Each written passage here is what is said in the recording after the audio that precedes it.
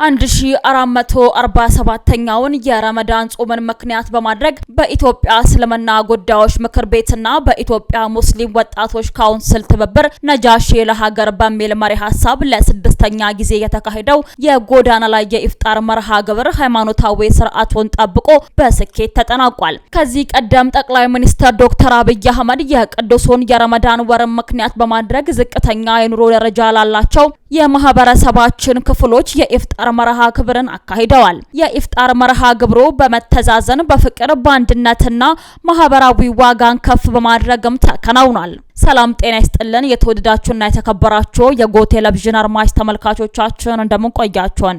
የዕለተ ሰኞ የካቲት 30 2018 ዓ.ም መረጃዎችን ይዘንላችሁ ቀርበናል። ለቻናላችን አዲስ ከሆናችሁ የዩቲዩብ ቻናላችንን ሰብስክራይብ፣ ላይክ፣ ሼር ማድረግ አብራችሁን ቆዩ።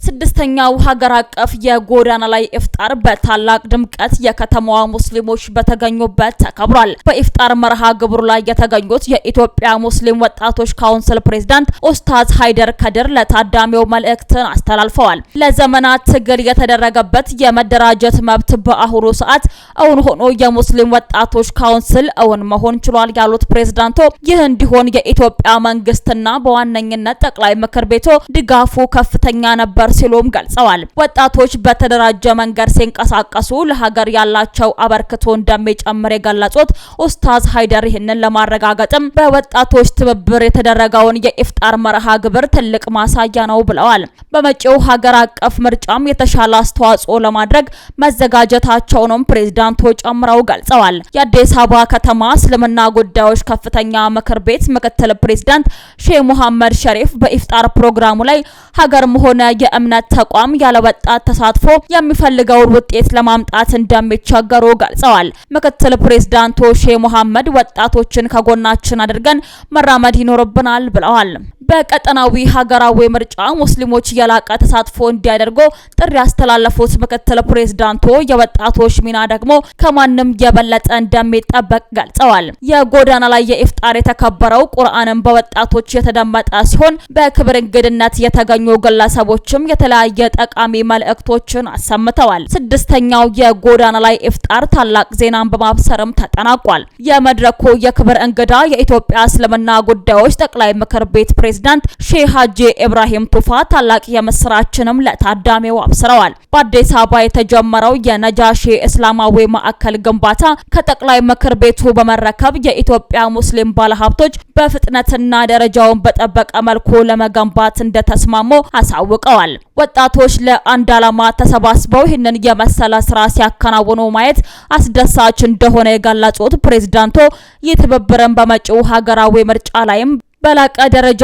መርገም ይኖርባችኋል ሲሉም ተደምጠዋል። ወጣቶች ለሀገራቸው መጻኢ ዕድል በተሻለ ሁኔታ መልካም አስተዋጽኦ ታበረክቱ ዘንድ መደራጀቱ አስፈላጊ ስለሆነ በጠቅላይ ምክር ቤቱ የበላይ ጠባቂነት በተመሰረተው የሙስሊም ወጣቶች ካውንስል በኩል መሰባሰብ አስፈላጊ ነው ሲሉ መልእክታቸውን አስተላልፈዋል።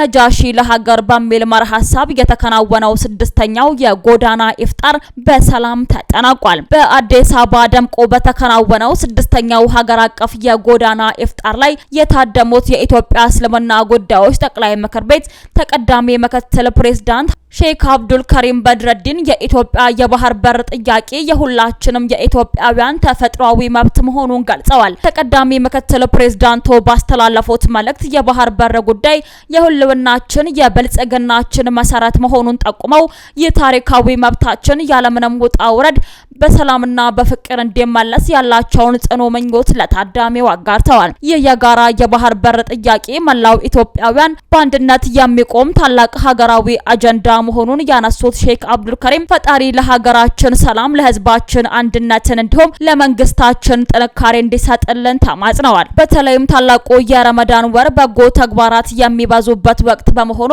ኢትዮጵያ የጀመረችው የልማትና የሰላም ጉዞ ዘላቂነት እንዲኖረውና የሁላችንም ኩራት የሆነው የባህር በር ጥያቄ በስኬት እንዲቋጭ ያላቸውን ተስፋ በጸሎት አረጋግጠዋል። ነጃሺ ለሀገር ታላቁ የኢትዮጵያ የጎዳና ላይ ኢፍጣር በማህበረሰብ ሰባዊና ሀገራዊ አንድነት መንፈስ በድምቀትና በስኬት በመጠናቀቁ እንኳን ደስ ያለን እንኳን ደስ ያላችሁ ሲሉ ኡስታዝ አቡበከር ተናግረዋል። ታላቁ ኢፍጣር ባለፉት 5 ተከታታይ ዓመታት ሲካሄድ የቆየ ሲሆን የዘንድሮና 6ኛው የጎዳና ኢፍጣር ልዩ በሆነ መልኩ እንዲካሄድ ታቅዶ ሲሰራበት ቆይቷል ብለዋል። ኢፍጣር ፕሮግራሙ ልዩ ሀገራዊ አንድነት በነገሰባቸው ትብብርና መልእክቶች ማህበረሰባዊ አንድነት በጎላባቸው ህብርና ስብጥሮች ተውቦ ከመዲናዋ ሁሉም አቅጣጫ የመዲናችንን ውብ ጎዳናዎች ይበልጥ በገለጡ ምዕመናን ደብቆ ከታሰበው በላይ ስኬታማ ሆኖ ተጠናቋል ሲሉ ኡስታዝ አቡበከር ተናግረዋል። በ5 ዓመታት ከነበሩ ልምዶች በመነሳት የሙስሊሙን አንድነት በሚያጎሉና ሀገራዊነትን በሚያጠናክር መልኩ እንዲካሄድ ለማስቻል የኢትዮጵያ ሙስሊም ወጣቶች ካውንስል አስተባባሪነት ከተለያዩ ሀገራዊና የሙስሊም ማህበረሰብ ተቋማት ጋር በመተባበር ተቋሚ ቅርጽ ይዞ ማካሄድ ተችሏል። የኢትዮጵያ እስልምና ጉዳዮች ጠቅላይ ምክር ቤት ክቡር ሀጂ ኢብራሂም ቱፋን ጨምሮ የመጅሊሱ አመራሮች ሙስሊሙን ማህበረሰብ ለረጅም ዓመታት በማገልገል የሚታወቁ እንደ ቢላሉል ሀበሻ ድርጅት የበላይ ጠባቂ ሼህ መሐመድ አጎናፍር፣ የበርካታ እስላማዊ ድርጅቶች ኃላፊዎች፣ የተለያዩ ሀገራት አምባሳደሮች፣ ከፍተኛ የመንግስት ባለስልጣናትና ከሁሉም በላይ የመዲናዋ ሙስሊም ማህበረሰብ በተገኘበት በሰላምና በስኬት መካሄዱ የጎዳና ላይ ኢፍጣሩ ቋሚ ሀገራዊ ሁነት የሚያደርገው እርከን ላይ መድረሱም ማሳያ ነው ብለዋል።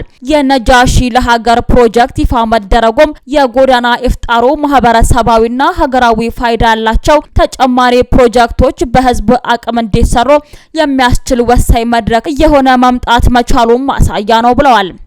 ከኢፍጣሩ መርሃ ግብር አዘጋጆች በኩል ስራውን ከመደበኛ መንግስታዊ ኃላፊነት ከፍ ባለ የባለቤትነት ስሜት የሰሩ የፌዴራልና የከተማ አስተዳደሩ አመራርና ባለሙያዎች ለመንግስትና ማህበረሰብ ግንኙነት ድልድይ እንዴት እንደሚገነባ የተግባር ማሳያ ሆነው አሳይተዋል።